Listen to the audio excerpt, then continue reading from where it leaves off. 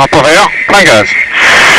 Ok, donc le nombre de tours augmente, la température augmente, le voyant de panne il est clair, tous les voyants de transfert carburant sont clairs, j'ai 680 degrés, 98% et je salue l'officier de lancement. Et je pose la main à côté, dimanche, je ne touche à rien.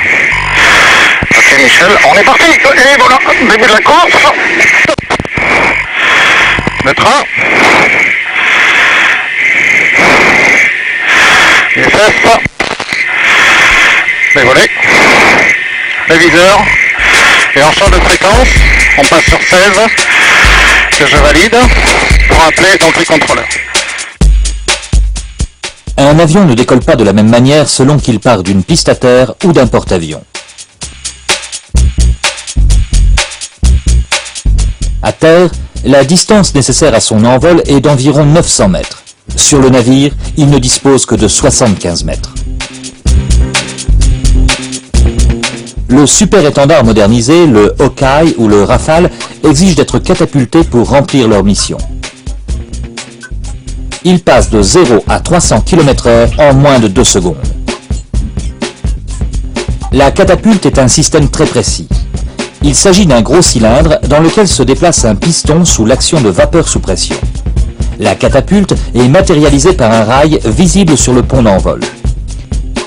À ce piston est relié un sabot auquel on accroche l'avion et qui transmettra la puissance de la vapeur à l'appareil. Pour décoller, l'avion doit être plein gaz. Il est retenu par un holdback, un câble avec une cellule cassante résistant à la puissance de l'avion plein gaz.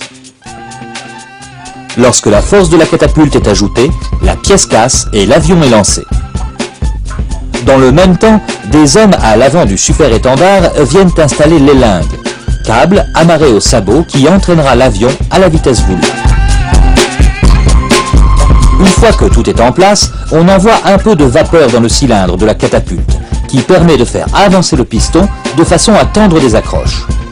Lorsque tout est prêt, le responsable du catapultage fait feu et envoie la vapeur à toute puissance. Les deux catapultes du Charles de Gaulle permettent l'envol d'un avion toutes les 30 secondes. Toutefois, le principe n'est pas exactement le même pour